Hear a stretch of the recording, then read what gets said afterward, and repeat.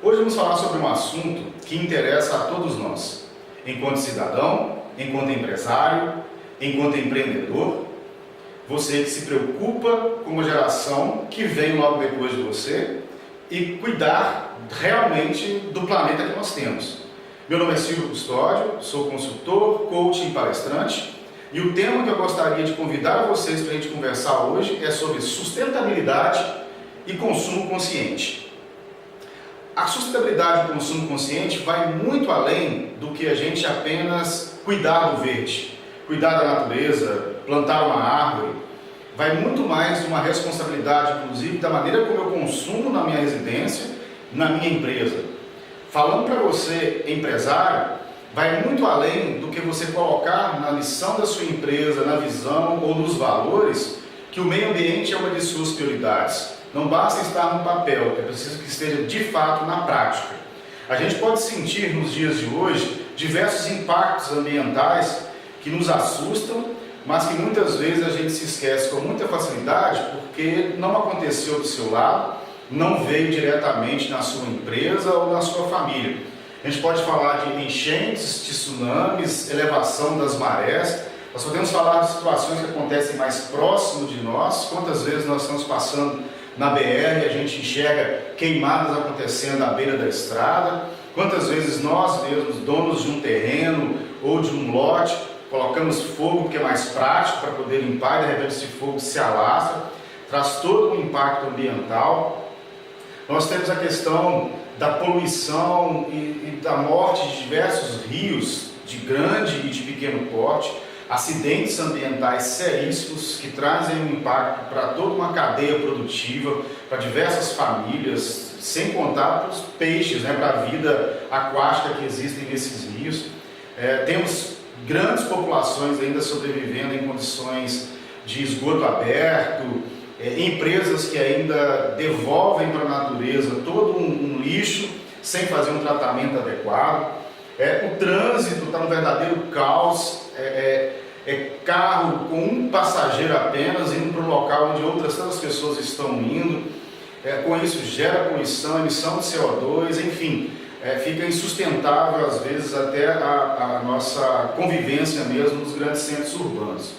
Se a gente começa a prestar atenção em todos esses sintomas, talvez eu comece a perceber de fato a importância que é cuidar dessa ideia da sustentabilidade do seu negócio, cuidar desse desperdício dentro da nossa própria casa. Por quê? Se a gente for avaliar, hoje a média que o mundo consome é 25% maior do que a Terra consegue renovar. Se a gente imaginar isso para o ano de 2050, que parece longe, mas já está à porta, nós estamos em 2016, lá em 2050 já estaremos consumindo o dobro do que a Terra é capaz de consumir. Imagina o impacto disso no que se refere à água e alimentação principalmente.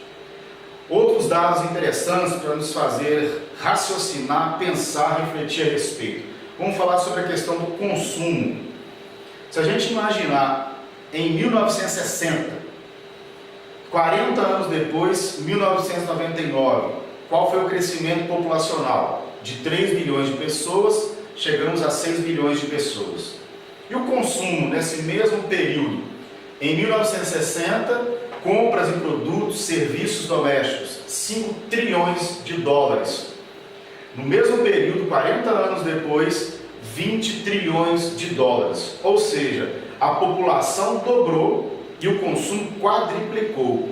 Se a gente continua nesse ritmo, não teremos condições de sustentabilidade para manter todas as necessidades que a gente tem. Porque a gente não está pensando aqui em necessidade. Nós estamos pensando e tendo muita condição supérflua. A gente pode pegar isso dentro do nosso dia a dia mesmo. Às vezes em casa, eu posso falar da própria experiência, você tem 2 carros e às vezes não há uma conversa antes de sair para saber se de repente estão indo para o mesmo local, se uma pessoa não pode deixar a outra e depois buscá-la, que você tira apenas um veículo da garagem, é menos CO2. Não, sai os dois e às vezes se encontram no local porque não conversaram antes onde iria. Os próprios colegas de trabalho, cada qual vai no seu veículo, ao passo que poderiam ter um acordo de se fazer isso. E a gente tem percebido iniciativas nesse sentido. Tem N aplicativos empresas que buscam essa solução, né? Você coloca no aplicativo, por exemplo, para onde você está indo e pede uma carona, e a pessoa se propõe a dar a carona para você, ou seja, está se pensando em uso sustentável. Se a gente for falar de novo de trânsito, quantos e quantos lugares, aqui mesmo no Brasil, já se pensa no uso de bicicletas. Você pega a bicicleta em determinado local, você tem 1 hora para utilizar aquela bicicleta, com uma taxa mínima de valor que você paga, deixa nesse outro local, pega a sua outra bicicleta, uma outra pessoa vai pegar aquela que você deixou ali. Ou seja, mais uma vez, estimula o consumo sustentável, evita a poluição e ainda está fazendo exercício físico nesse caso. Ou seja, soluções estão aparecendo. Será que eu estou preocupado com isso também? Será que na minha empresa nós também nos preocupamos com o consumo adequado? Será que a gente evita desperdício? São reflexões para a gente começar a pensar a respeito. Vamos caminhar mais um pouquinho para falar do tema sustentabilidade em si, porque às vezes a palavra sustentabilidade nos assusta ou é motivo às vezes até de chacota, porque as pessoas, esse negócio de sustentabilidade é balela, é conversa, é coisa de gente verde chata ainda por cima. Não é por aí. Se a gente pegar alguns conceitos de sustentabilidade aqui, na verdade, você vai perceber que está muito mais próximo de você do que você possa imaginar. Sustentabilidade é dar certo fazendo a coisa certa, do jeito certo. Sustentabilidade, considerar os aspectos sociais, ambientais e econômicos nas nossas decisões. Não é apenas a questão econômica ou só a questão social, mas é esse conjunto todo. E assim sucessivamente, nós temos N conceitos. Vamos pegar mais um conceito aqui, que eu acho bastante interessante, porque é a nossa responsabilidade, inclusive, com as gerações futuras. A capacidade das gerações atuais suprirem as suas necessidades, não são os seus luxos, são as necessidades de alimentação, de vestuário, de abrigo, sem comprometer a capacidade das futuras gerações fazerem as mesmas coisas. É uma realidade muito grande. Nós pegamos emprestado, a gente tem que devolver. E a gente tem que fazer com que os nossos filhos, os nossos netos tenham uma condição de uso apropriado da natureza. Porque nós já estamos pagando preços altos por muitas vezes a gente não existirem mais determinadas plantas, espécies animais, aquáticas, porque nós acabamos com eles, em função da nossa intervenção. E com isso, as gerações futuras só vão conhecer, se é que vão conhecer, de fotografia, porque viu em um livro. A gente precisa tomar esse cuidado. Se a gente teve o privilégio de conhecer paisagens maravilhosas, de ter condições de ter um bom ambiente para se viver, um ar adequado para se respirar, eu preciso me preocupar com os próximos também terem essa necessidade. E está muito nas mãos da gente, não é uma coisa distante.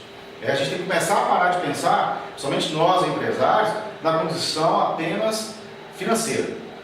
A gente precisa de pensar também nessa sustentabilidade do negócio que se refere ao impacto social e ambiental que o seu empreendimento traz. Desde um pequeno empreendimento a empreendimentos de grande porte. Para exemplificar, a gente tem visto muito quando a gente faz visitas aí pelo Sebrae. Oficina mecânica. Será que a pessoa que tem uma oficina mecânica, um lava-jato, ela está preocupada com a adequação do descarte daquele óleo que utiliza ali, que ele vai limpar uma peça? Onde é que vai essa água com esse óleo? Ele tem um separador de óleo? Porque se volta isso para o esgoto normalmente, olha o impacto disso. Uma gotinha de óleo é capaz de contaminar litros e mais litros de água e ela fica impossível para o consumo humano. Então a gente tem que pensar desde as pequenas iniciativas que a gente tem. Pequenos empreendimentos trazem impactos imensos se eu não tomar cuidado. Vamos falar sobre a questão da alimentação. Esse é outro ponto também que a gente desperdiça muito. Compra além do que vai consumir, põe no próprio prato além do que vai ingerir, e isso também desperdiça enquanto tem pessoas que estão passando aí por necessidades. Mas para você ter uma ideia, vou falar um pouquinho da carne, que normalmente é tida como vilão aí, não querendo, eu consumo carne, adoro churrasco, mas vamos avaliar aqui o que é necessário para produzir 1 quilo de carne. Eles chamam muito daquela ideia da pegada ecológica. A gente tem o quê? O que eu gasto lá atrás, se for imaginar desde a hora em que eu tenho a preocupação com a criação daquele bezerro ali, a alimentação dele, o abate, a distribuição para chegar lá na sua mesa. Então eu preciso, para produzir 1 quilo de carne, em média, 5 quilos de soja. 3.000 litros de água. Esses 3.000 litros de água é em toda a cadeia produtiva, desde o plantio da soja, porque eu vou consumir soja aqui, e a própria utilização da água para a criação desse gado. E 2 litros de gasolina, pensando também na condição de equipamentos que são utilizados, transporte, logística, etc. e tal. Só considerando esses 3 itens, olha só o consumo que é para se produzir 1 quilo de carne. Não estou dizendo para parar de comer carne.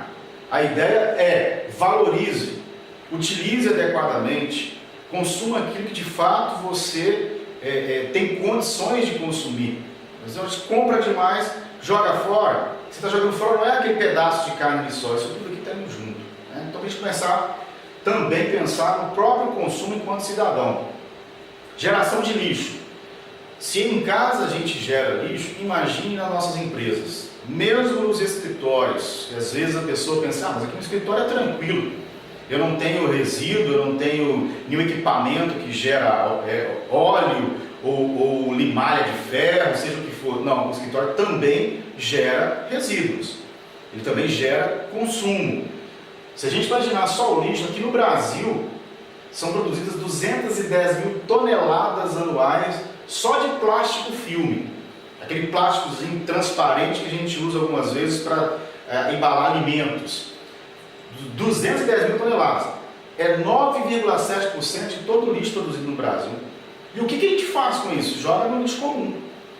Isso quando vai parar no rio, no mar, e aí acaba impactando também na vida marinha, na vida aquática, no que se refere aos rios, porque é um lixo que até então, igual que eu consigo reciclar, eu consigo reaproveitar. Se a gente for imaginar lá a história aí dos R's, né? O primeiro R seria esse, eu consigo então reduzir o consumo, eu consigo reaproveitar, reutilizar, para chegar então lá na condição da reciclagem.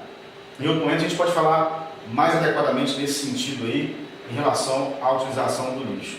Essa fotografia me chamou muita atenção quando eu a vi pela primeira vez, porque a gente está acostumado, não sei se está clara a imagem, mas a gente olha para uma paisagem como essa, que é um conglomerado, né, uma favela, se a gente quiser chamar assim, e a gente sequer percebe que essa foto está de cabeça para baixo, porque virou uma paisagem comum. E aí a pergunta, né, a ACATO, é uma organização que cuida muito dessa preocupação da condição ambiental, faz a mesma pergunta. A falta de consciência não deixa você perceber que o mundo está de cabeça para baixo, como essa foto aqui. É fantástico, é um puxão de orelha, porque às vezes eu estou preocupado com o outro lado do mundo, estou preocupado com o meu vizinho e não olho para mim. O que é que de fato eu estou fazendo para provocar esse impacto ambiental todo, geração de resíduo, de lixo, enfim, precisa tomar realmente esse cuidado. E começa pouco a pouco. Olha que interessante isso aqui, para a gente falar só de utilização de água, trazendo para dentro de casa. Se todos juntos, ao mesmo tempo, fizermos coisas pequenas, a diferença, no final das contas, é imensa. Olha que interessante, se 1 milhão de pessoas fechassem a torneira para escovar os dentes, coisa que a gente educa os filhos desde pequeno, pelo menos deveríamos fazer, se as pessoas fazem isso durante um mês, a quantidade de água economizada equivale a cerca de 12 minutos de água caindo das cataratas do Iguaçu. É muita água. Simplesmente porque você criou o hábito e ensinou as pessoas que convivem com você a fazer a mesma coisa, de fechar a torneira quando você está escovando os dentes. Sem contar de outros pequenos hábitos como esses, da mesma forma. Está tomando banho, por que não fechar a torneira enquanto você ensaboa, abre a torneira novamente para poder depois você tirar aí o shampoo, o sabonete, enfim. Pequenos hábitos, no final das contas, trazem grandes resultados. Ah, mas se só eu fazer isso, se eu fizer isso, não vai fazer diferença? Faça. Porque se todo mundo pensar que não faz diferença e ninguém fizer, de fato isso aqui não vai acontecer. Mas se cada um de nós pensar, eu estou fazendo, mas deve ter um outro fazendo aqui, acolá, em outro lugar, no Brasil todo espalhado, a gente vai ter um resultado excelente. A própria ideia de utilização de novo de água para limpeza, lavar carro, lavar calçada, lavar garagem. Aqui, olha, uma torneira pingando, torneira lá, gotinha caindo, sem contar que pesa no seu bolso ali. Perde cerca de 2,5 a 3 metros cúbicos de água por mês. Isso significa uma economia de cerca de R$ 15,51 por mês. São R$ 15 que literalmente está indo pelo ralo, está jogando fora, para falar só aí do bolso.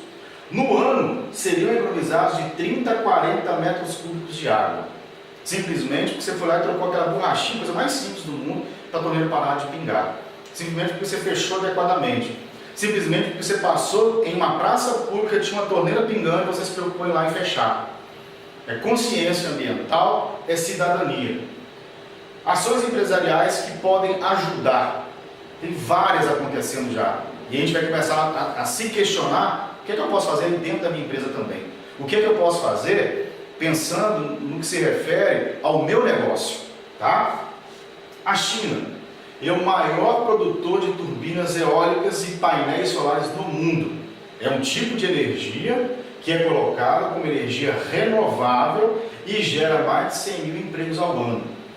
No Brasil, nós temos condições de fazer isso. Em várias regiões do Brasil que a gente pode não só utilizar a questão de energia eólica, mas também painéis solares. E o custo disso está reduzindo. Se torna possível fazer isso, colocar em casa, colocar nas empresas, e quanto mais pessoas usarem, maior é a tendência do custo reduzir. E mais impacto eu estou trazendo positivamente para a sociedade e para a empresa. Eu preciso já começar a pensar, será que cabe na minha empresa? Academia, por exemplo, as pessoas têm piscina aquecida. Será que vale a pena? Será que não é interessante eu ter um aquecedor solar que vai permitir que eu aqueça, ao invés de usar eletricidade ou até mesmo caldeira? Pode ser uma saída correta e que a médio e longo prazo eu tenha um retorno financeiro adequado. Então eu preciso começar a pensar em soluções estratégicas e ambientais, porque do outro lado, nós também temos pessoas, consumidores, que vão valorizar isso. A gente tem N exemplos, a própria Natura, para falar de uma empresa de grande porte, que as iniciativas da Natura ligadas à condição de sustentabilidade, de projetos sociais, ela gera hoje um relatório de sustentabilidade que traz uma valorização para ela na Bolsa de Valores muito maior do que as ações que ela fazia antes. A gente pode pegar vários exemplos aí. Nas empresas de pequeno porte, da mesma forma.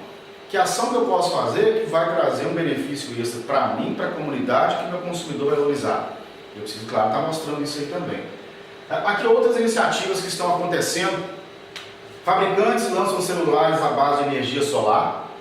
E a gente tem hoje aqueles na manivelinha também, que você começa a gerar energia suficiente para carregar a bateria de um celular.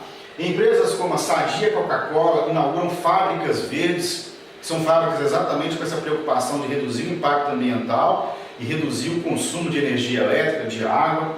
A Mercedes investe mais em carro elétrico, não só a Mercedes, como N outros fabricantes, preocupada com essa questão de não usarmos mais o carro com combustível como diesel e gasolina.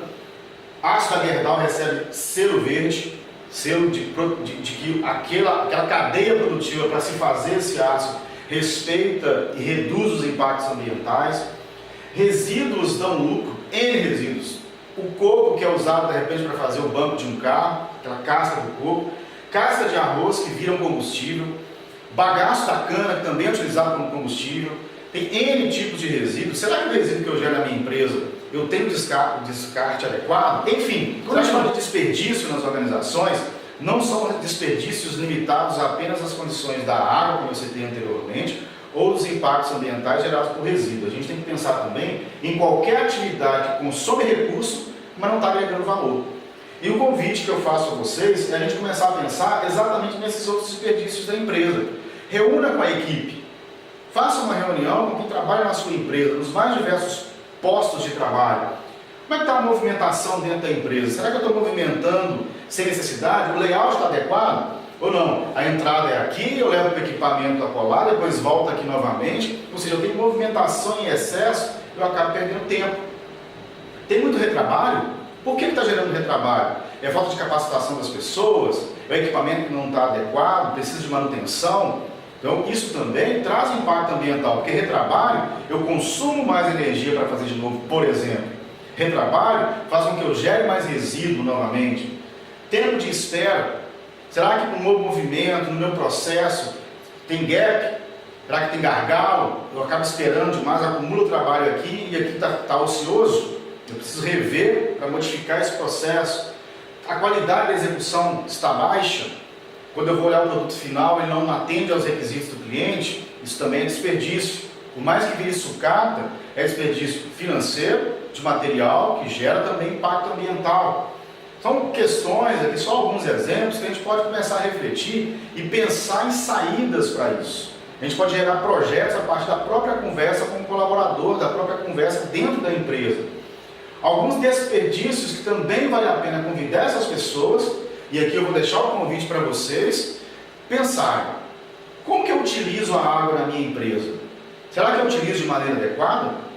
Será que essa água que a gente utiliza lá, ela pode ser reaproveitada?